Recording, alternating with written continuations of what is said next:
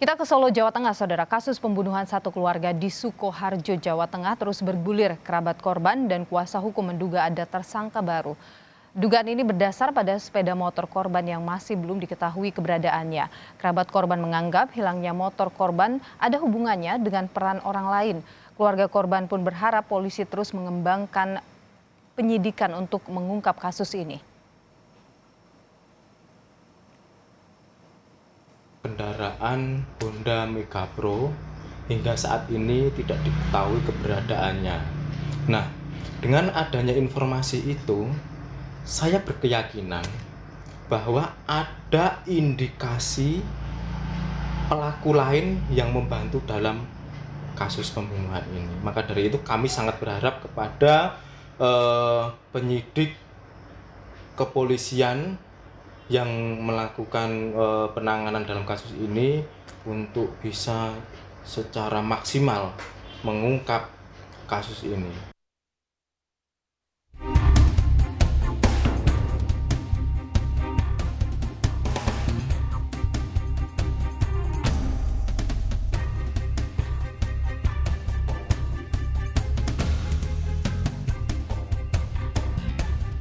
Rabu, 19 Agustus 2020 menjadi akhir cerita keluarga warga Dukuh Slemben, Desa Duet, Kecamatan Baki, Sukoharjo, Jawa Tengah.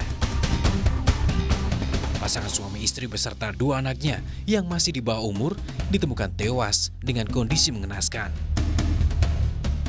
Kejadian ini bermula ketika rumah korban kedatangan tamu pada Selasa malam 18 Agustus 2020. Hal ini dibuktikan dengan sejumlah warga yang sempat melihat keramaian di teras rumah korban. Selasa malam Rebu itu posisi sekitar Pak itu masih ada banyak orang di lokasi situ. Terus malam Rebu malam sekitar jam ada berita baru ini. 11 ke sana sampai 12 itu ada mobil sedan warna silver. Terus di situ ada yang keluar ke lokasi jalan. Lantas di teras itu katanya banyak orang, terasnya Pak Jalan. Yang tahu persis itu masalah mobil itu tukang bakul mie ayam.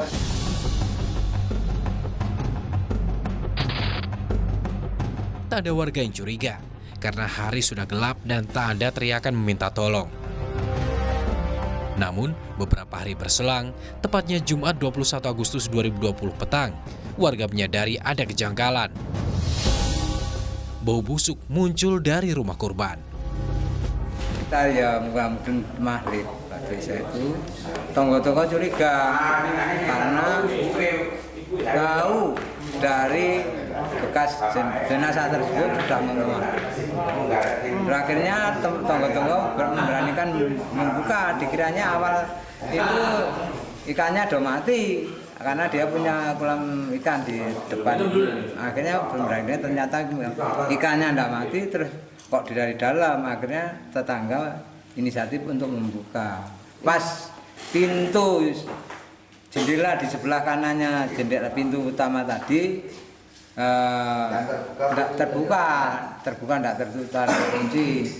Akhirnya tahu masuk tonggo-tonggo itu kok ada kematian itu satu keluarga itu.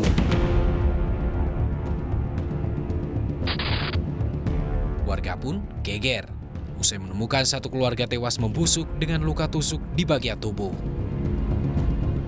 Pasangan suami istri dan kedua anaknya yang masih di bawah umur tewas mengenaskan. Berapa orang, Pak?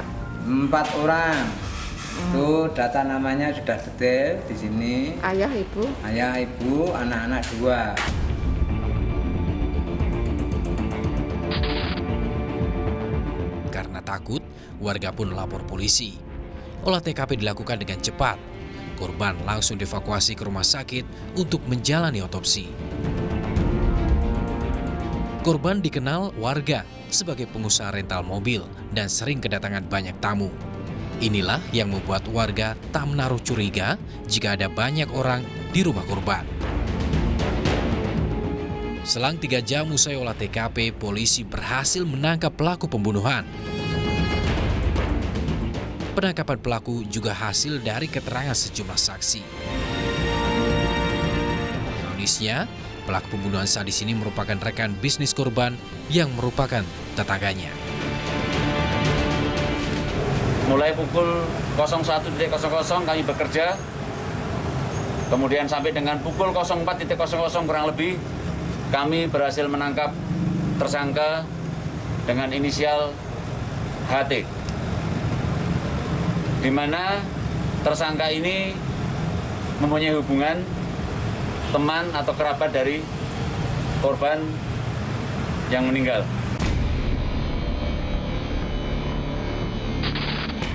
HT nekat membunuh satu keluarga karena ingin memiliki harta korban berupa mobil.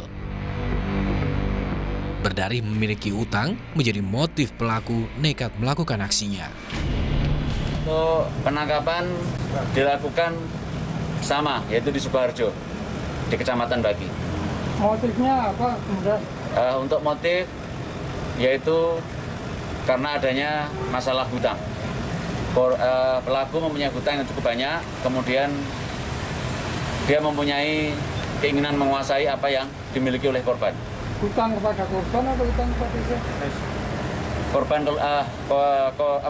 pelaku mempunyai hutang di luar, bukan dari korban.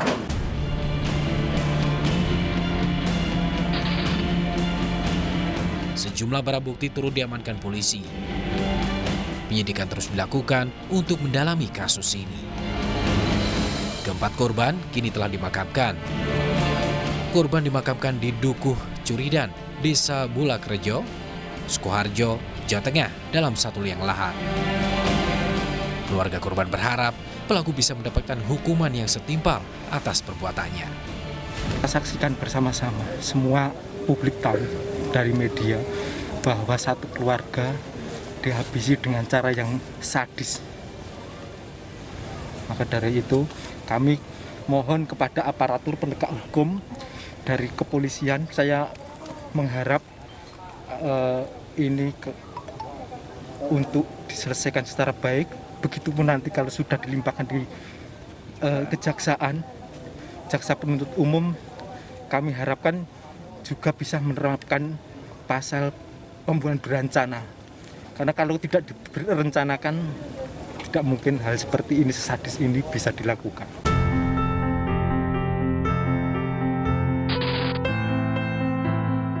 Keluarga dan tetangga korban tak pernah menyangka apa yang terjadi pada korban. Dikenal sebagai pemilik rental mobil, korban selalu ramah dengan warga sekitar. Kesehariannya orangnya baik, dia itu sopir Grab, jadi untuk apa ya, kesehariannya sama tetangga sama semua baik.